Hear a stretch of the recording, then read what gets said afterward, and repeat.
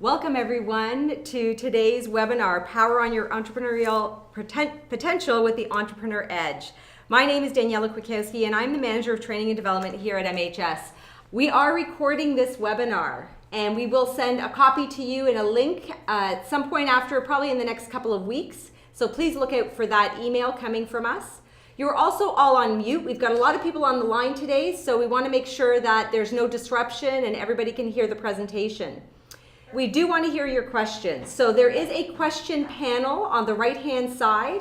Please, at any point during the webinar, type in your question in that panel and we will do our best to answer as many of them during the webinar as we can. You'll also notice a handout section on the right-hand side, just below the question panel. There are 3 handouts that we've added. One is the presentation itself, and then there are 2 sample reports of the Entrepreneur Edge assessment. So please take a minute to download those now during the presentation. Once the webinar is over and we've logged out of the GoToWebinar interface, you won't be able to access those at that time. So please do your best to download those now. Okay, so let me introduce you to MHS and tell you a little bit about who we are for those of you who are meeting us for the first time. Multi-Health Systems is a global publisher of scientifically validated assessments in the clinical, education, public safety, and talent assessment markets. We are located in Toronto, Canada, and we've been in business for over 30 years. We publish assessments in over 50 languages, and we have a presence in 75 countries around the world, so we are truly global. And now I'd like to introduce you to today's presenters. Lindsay Bryson is a research scientist at MHS. With an educational background in industrial organizational psychology, she is passionate about selection and development assessments.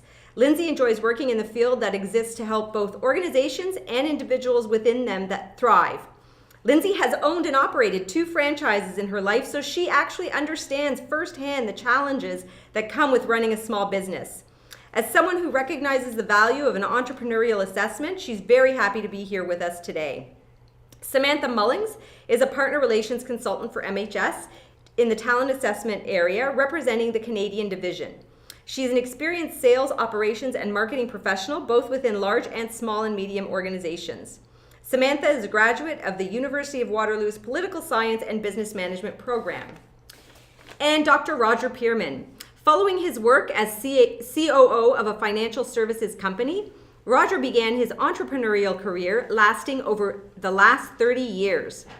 He has been CEO of Leadership Performance Systems, a coaching and leadership development company, Teamtelligent LLC, an iPad application development company, and Matrix Insights, a web-based learning platform. Internationally recognized for his research and publications, Roger coaches and facilitates leaders and entrepreneurs in their development. A senior associate with the Center for Creative Leadership, Roger has won numerous awards for his research and contributions to the field. And now I'm going to pass it over to Samantha. Thanks, Daniela. There are lots of bad reasons to start a company, but there's only one good legitimate reason, and I think you know what it is. It's to change the world. This is a great quote from former CEO Phil Libin of Evernote. Evernote is a cross-platform application that increases and maximizes productivity by using features for note syncing and taking, valued at $1 billion, with over 100 million registered users and approximately 100,000 new users registering for the product every day. It's safe to say that Evernote has accomplished its mission to offer a solution that benefits and transform the way people manage their time. There's many reasons why individuals would pursue entrepreneurship. Perhaps it's working for yourself independently or generating income by working within your passion. But the journey to entrepreneurship is not without its own struggle. And every successful entrepreneur has their own personal, unique story, and we'd love to share one with you today. Let's hear from Jack Ma.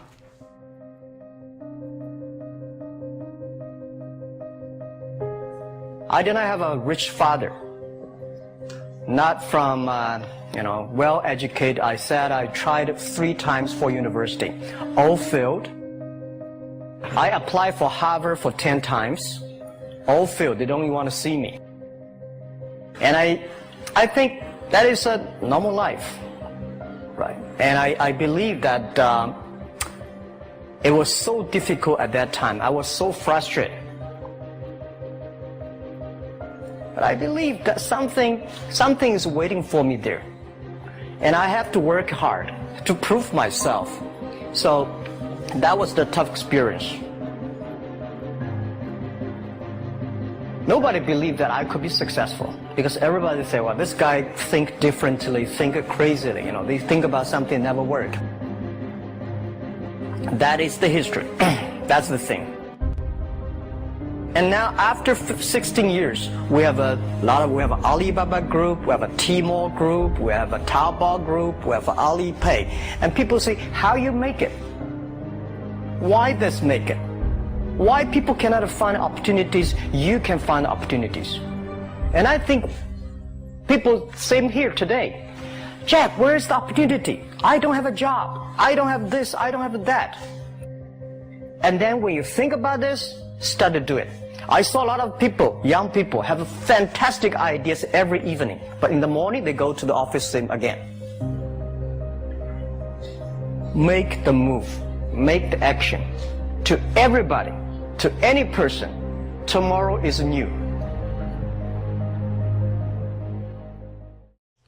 What a powerful story.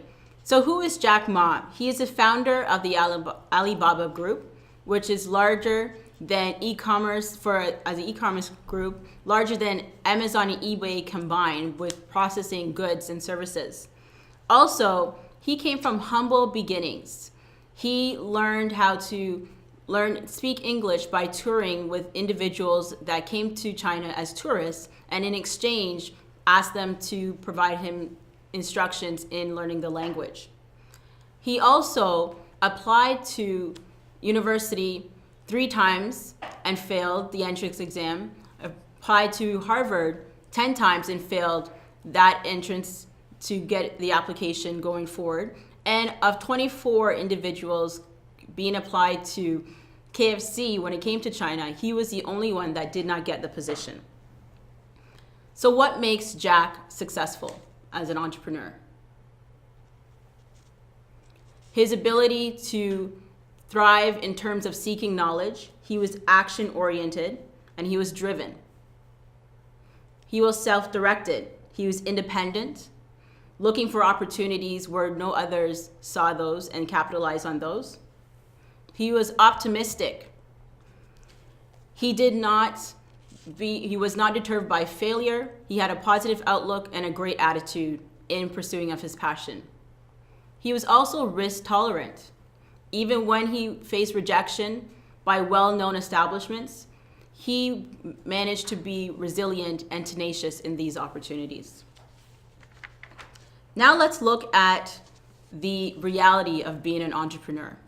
Lindsay, would you mind speaking to us further in regards to that? Not at all. So before I talk about what reality is like for entrepreneurs, let me give you an idea of how many people this reality applies to. So in Canada alone, 11,000 new businesses are started each month. And when we look at the United States, there are 530,000 new business owners every month. So you can see that there are a lot of entrepreneurs in North America. So when I'm about to talk about the reality for these people, you can see that it does apply to a lot of people. So entrepreneurship is a risky business. And what do I mean when I say it's risky? Well, there are a few different ways that it can be risky to the people launching these endeavors. So the first, of course, is the financial risk that comes with entrepreneurship. So on average, a startup can expect to cost approximately $30,000. That's not a small chunk of change. And of course, that's for smaller endeavors. If somebody launches a larger enterprise, or maybe they're trying to get a really high valued product on the market, that cost can increase exponentially. So we're talking about a lot of money. And if someone can't find a loan or a grant to pay for that, these people might have to dip into their savings. Of course, we know with entrepreneurship, there's no such thing as a regular income. There's no bi-weekly paychecks. There's no benefits. So this financial risk is huge. It's also a big time commitment. So here we can see that entrepreneurs spend on average 60 hours per week working in their endeavor. And I do want to stress that this is 60 hours per week that's actually spent on office tasks. This is not including the countless hours that entrepreneurs think about their endeavors outside of business hours. So for some people, it's a 24-hour-a-day thing. They can go to bed and dream about their business. So it really does take up a lot of time. And because of this, some people might find their relationships suffer if maybe they're not spending as much time with their friends or family as they used to. So it is risky that way as well. We also have to address the fact that entrepreneurship is stressful. It's been argued to be one of the most stressful occupational choices out there. And of course, we know that stress has a huge impact on physical and mental health. So when you look at this all together, you can see that entrepreneurship itself is quite a risky endeavor. So if it's so risky to become an entrepreneur, why are all of those people launching new businesses every month? Why are people even becoming entrepreneurs? And of course, here there are many reasons, but there are some common ones that come out when we ask people why they became entrepreneurs. So the first, of course, people are just tired of an organizational setting. They're tired of the routine 9-to-5 job where they wake up, they go and they do the same thing day in, day out. They have to answer to a boss. They have to live in a structure that maybe doesn't suit them. So it's really, for those people, it's breaking out of that traditional 9-to-5. For some people, they just come up with a great idea. As we heard from Phil Libben, it's the goal of entrepreneurship is to change the world. So some people come up with these ideas and think that they can actually do that. And it's because of that they decide to try and bring that idea to the market and put it out there. For some entrepreneurs, there really was no other option but to launch their own business. So there's a few different reasons that might happen. The first might be that their family runs a business and it's been passed down through generations in the family, and they're expected to run it too. There's no real other career path for them. So they might feel obligated to go into entrepreneurship that way. Possibly people have tried applying for work for months on end with no success. And for those people, entrepreneurship is the only option.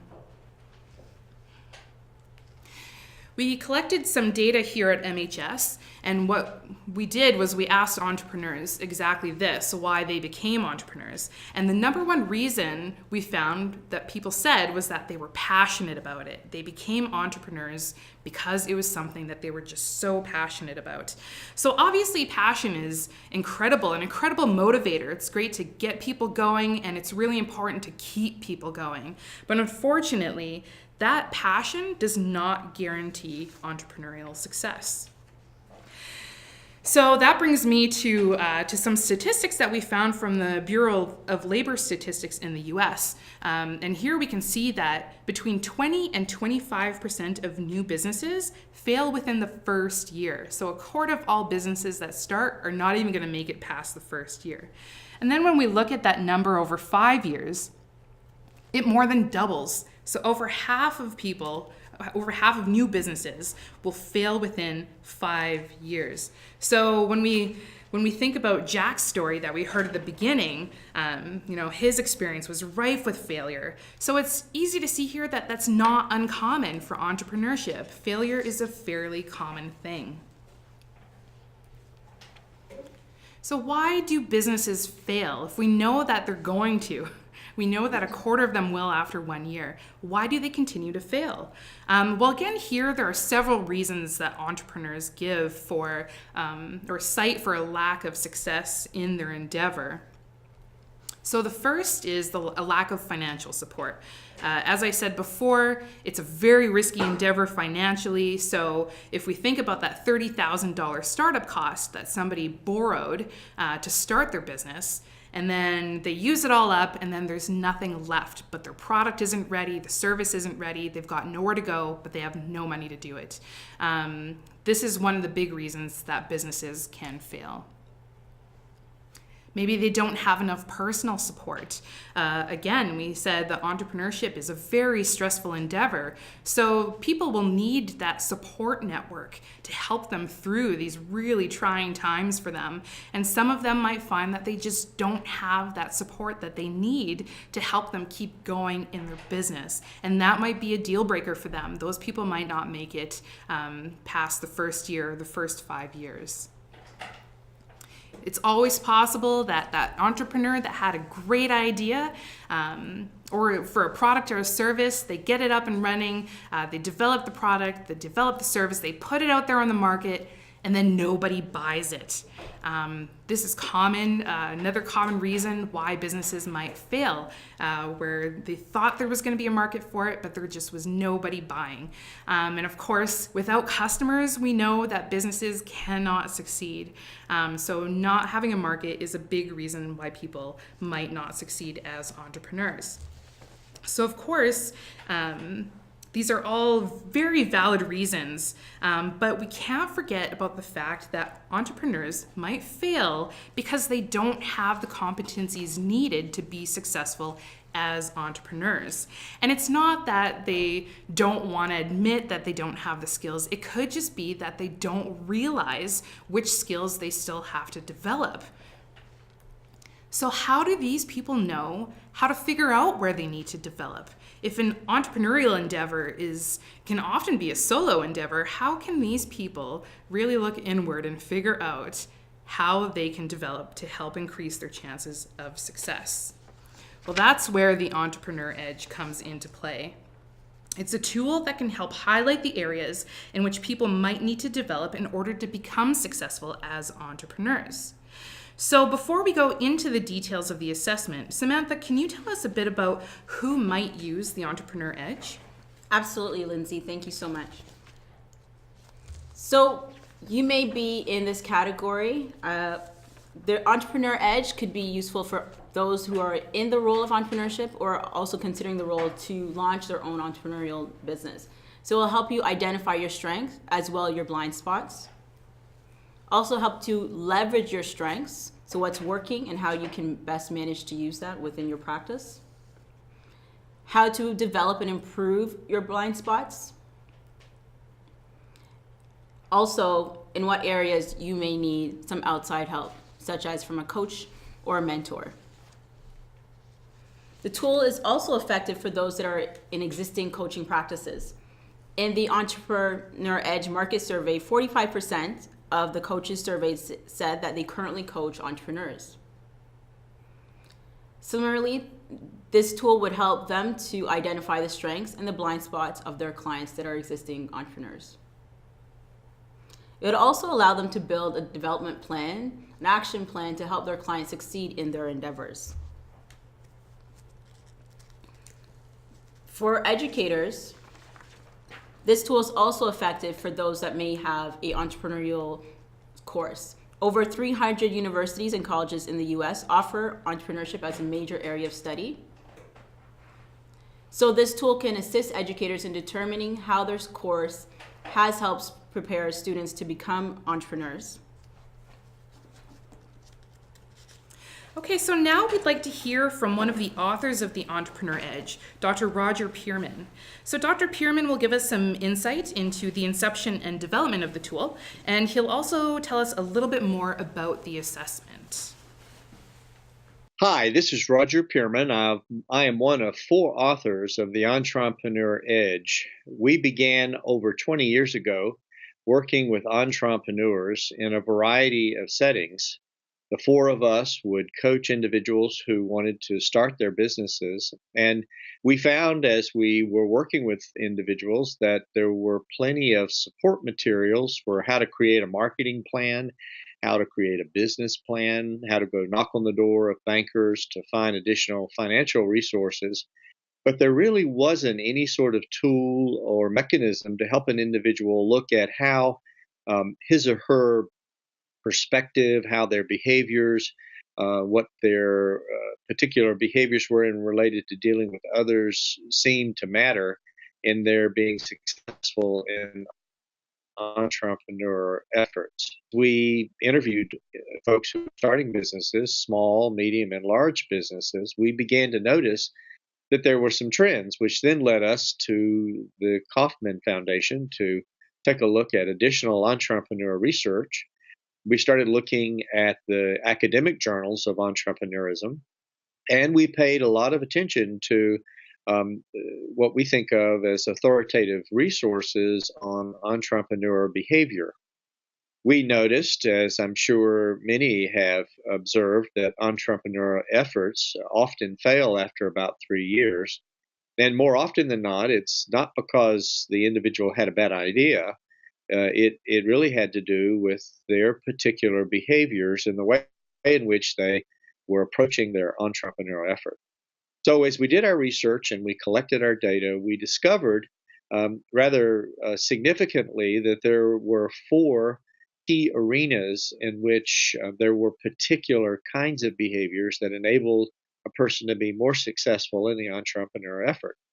We found that mindset, self management, dealing with others, and business orientation were all critical to being successful. In addition, we found a trail of evidence that said your family of origin often contributed to some experiences that influenced the kinds of things you had in mind when you pursued entrepreneur efforts. So, the entrepreneur edge, which gives you a very clear indication across a variety of dimensions that if you engage in those behaviors, the chances are you're going to be more likely successful in your entrepreneur effort.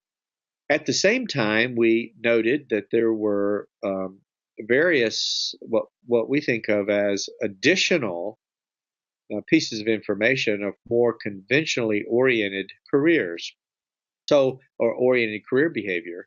So we would see that an individual who might have a very independent mind, but is pretty secure oriented, very much individual who want to be pragmatic and structured, would be in a situation where she or he might not have the full mindset necessary to be a successful entrepreneur. And so we found in helping people get clarity about what it is they needed to move from and move toward in the entrepreneur edge equally valuable to get information that your perspectives are more conventionally oriented and which of those might in fact work against your entrepreneurial initiative could be a very important developmental experience. It is not to say you can't be successful. It's just that if you're an individual who in fact really is pretty risk avoidant,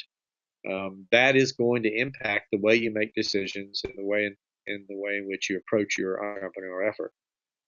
So over the years, as we collected data and we used the entrepreneur edge, we found that in fact there was a huge differentiator between those who tended to have more entrepreneurial success when they engaged in the dimensions of entrepreneurial behavior that's in the edge, and less successful by those who didn't engage in those behaviors and tended to have more struggles in their entrepreneur efforts. So we know, and with great confidence, believe that the entrepreneur edge will enable an individual to identify the very things that will enable them to be successful and identify the things that perhaps more development would be useful to be successful in their entrepreneur efforts. Great. Thank you so much, Dr. Pearman. It's great to hear from you.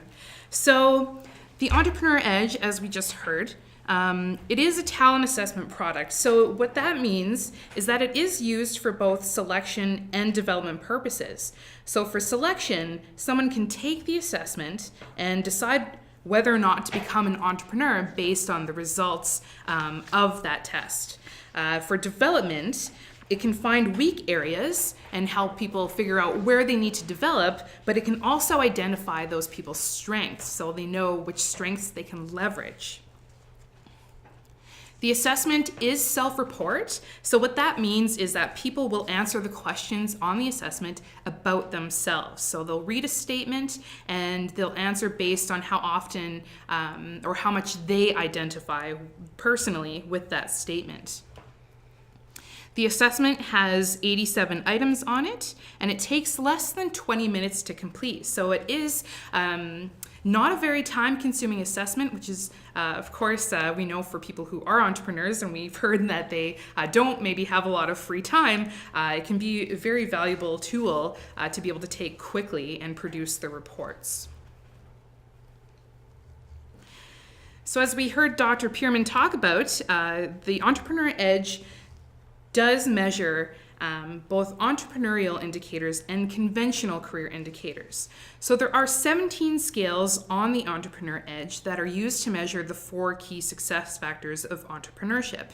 And of course, we know that these are mindset, which of course means that an entrepreneur has to be in the right frame of mind, has to have the proper mindset to be able to launch their own endeavor. Self-management is also very important, again, because they might be working autonomously or as a one-man show, I guess you could say.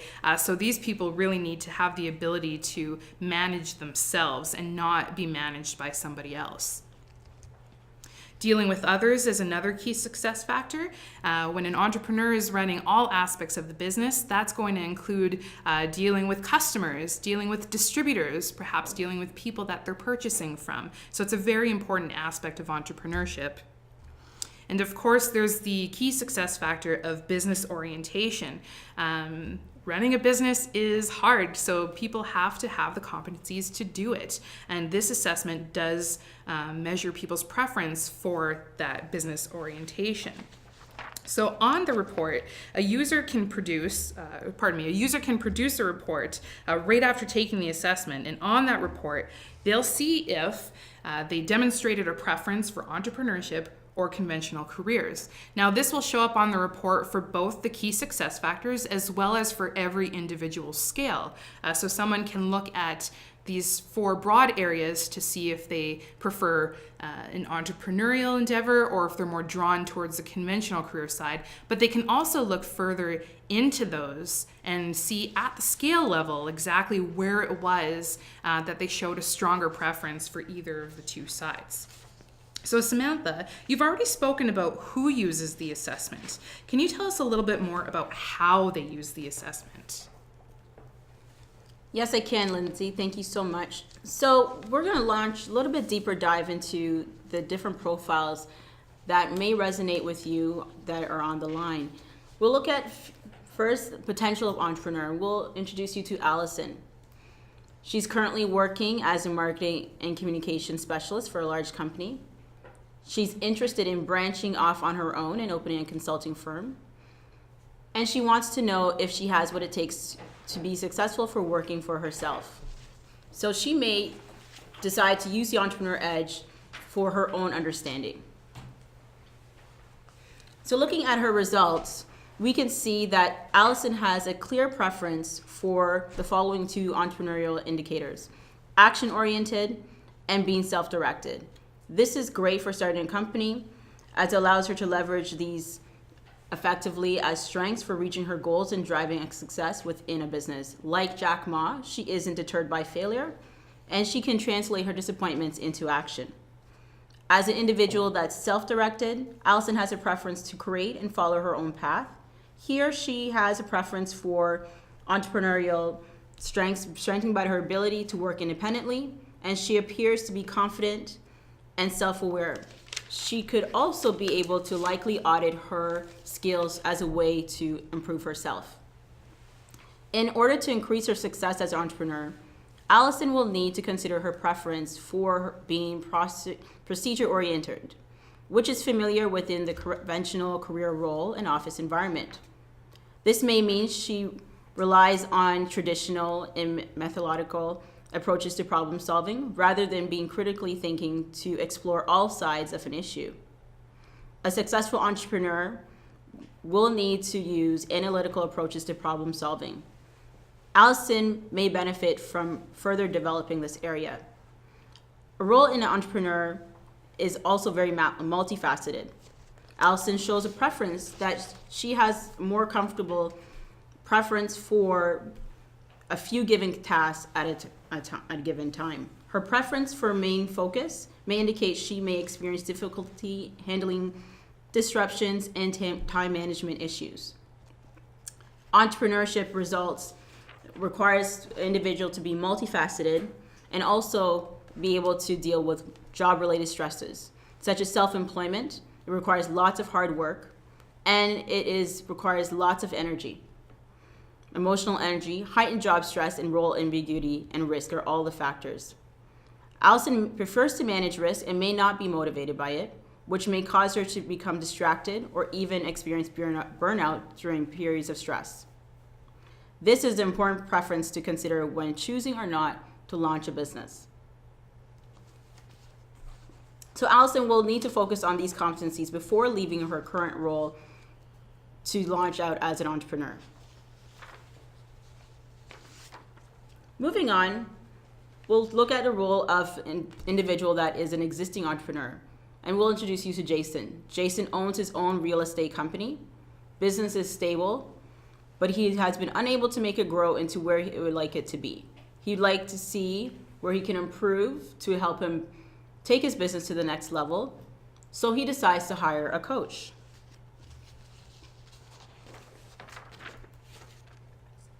So like Allison, we look at Jason's results. Almost all of Jason's results show a very clear preference for entrepreneurial indicators, with a couple exceptions. After going over his scores further with his coach, we can see that he has further development and blind spots that need required in dealing with others, as these were his lowest entrepreneurial scores. Jason showed a clear preference for being an initiator, which means he takes the first steps in initiating interactions with others. And research shows that this competency of initiation is important to succeeding in business, as this is an entrepreneurial strength of his. He has a keen awareness of how and when to engage others in opportunities and new initiatives. He also has a clear preference for being an explorer and engaging others to explore new ideas and solve problems. Studies have shown that new entrepreneurs may not materialize, their ideas may not materialize unless they're able to mobilize resources and people that they need. Jason's ability to inspire others and empower others to collaborate and creatively solve problems is a great strength of his.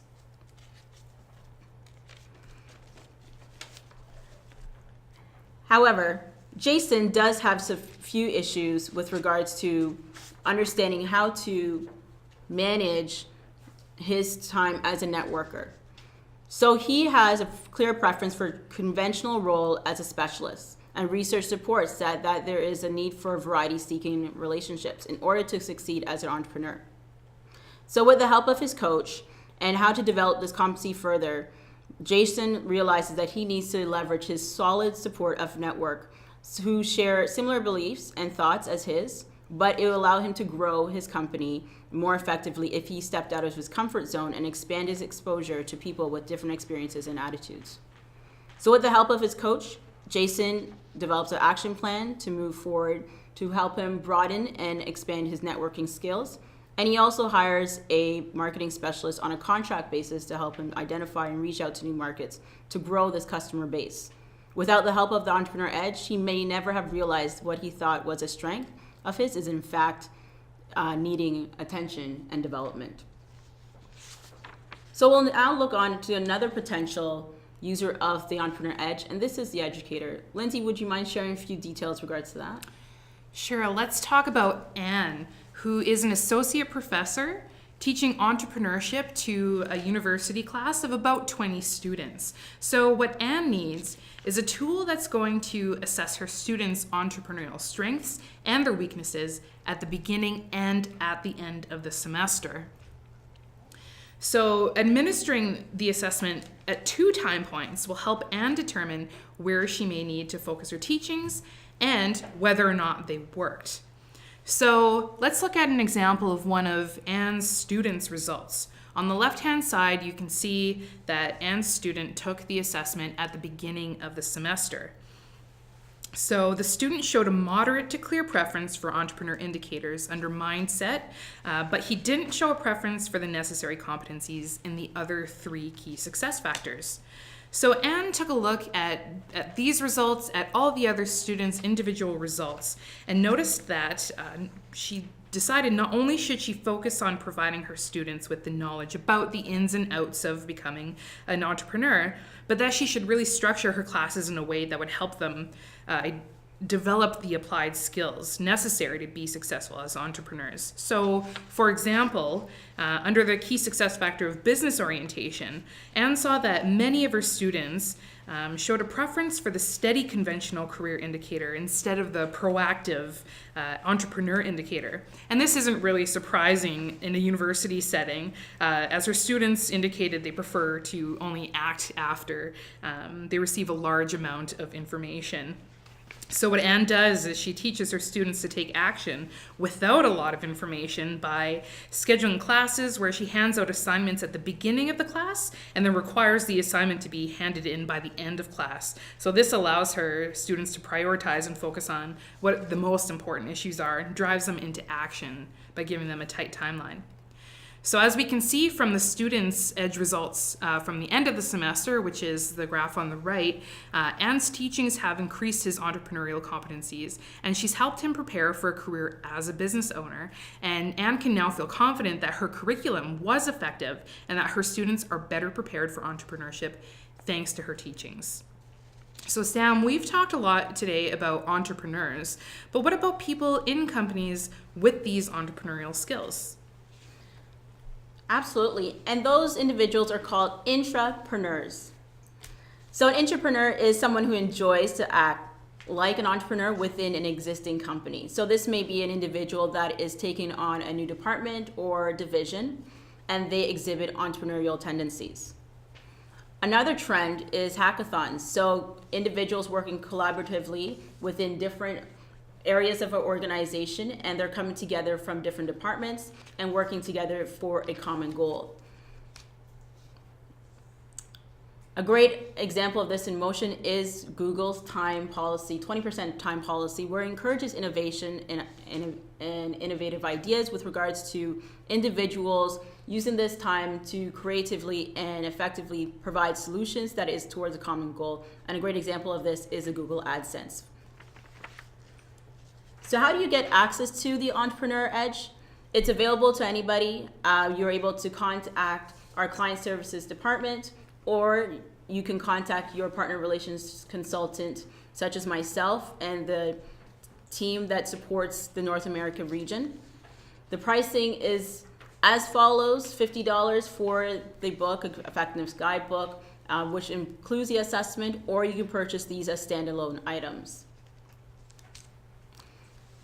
And so we cover North America, and if you are in any of these regions, you are able to contact your partner relations consultant directly for further information on the use of the assessment and how it may be applicable within your own practice.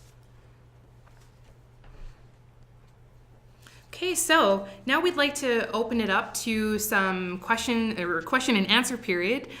So if you have any questions, please feel free to enter them in the comment box now, and we will accept them and answer them for you right now. I will just note that for those who don't get their questions answered today, we will be sending out the answers to the unanswered questions. I guess all the questions.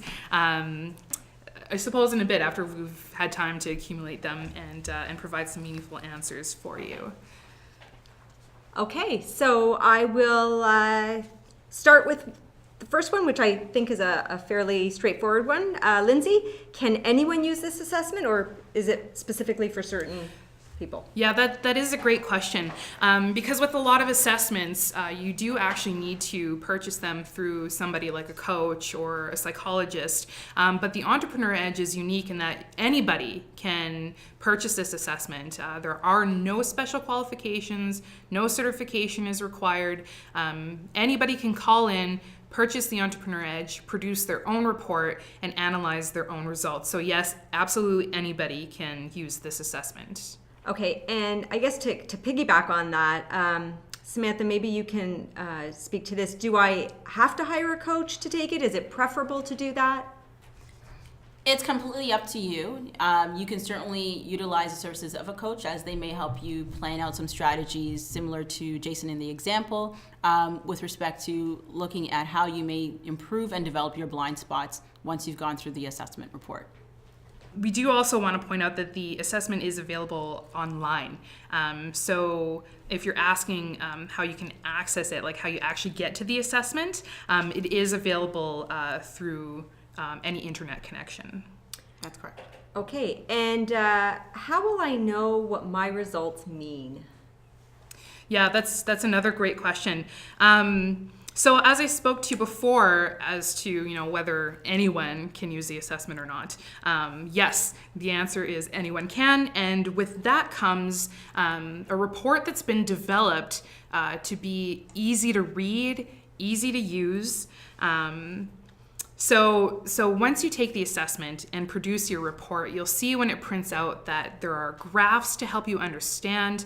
There is interpretive text that will walk you through your preferences, your scores on each of the scales too. And it is written in a way that absolutely anybody can read and really understand what it means. So it should hopefully be fairly straightforward. And on that note, I'd like to thank you all for your participation and participating in today's webinar, and have a great rest of your day.